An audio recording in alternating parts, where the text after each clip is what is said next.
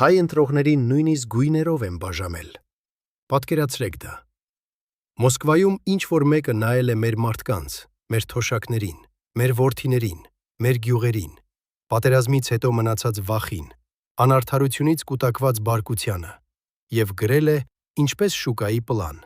15% սև, 15% սպիտակ, 70% կարմիր։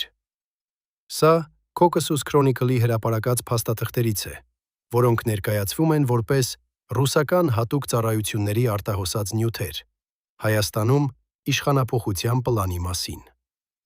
Ըստ այդ փաստաթղթերի, սևը նախկին ընդդիմության դաշտն է Ռոբերտ Քոչարյանի և Սերժ Սարգսյանի շուրջ։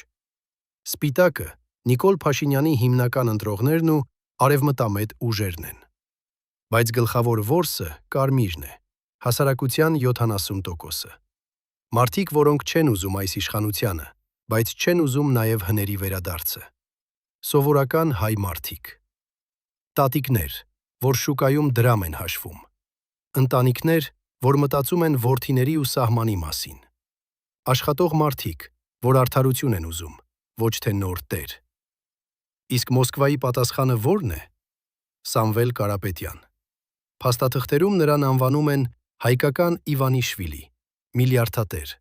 որը կարող է փոխել երկրի ուղղությունը առանց բացահայտ ռուսական օպերացիա երևալու։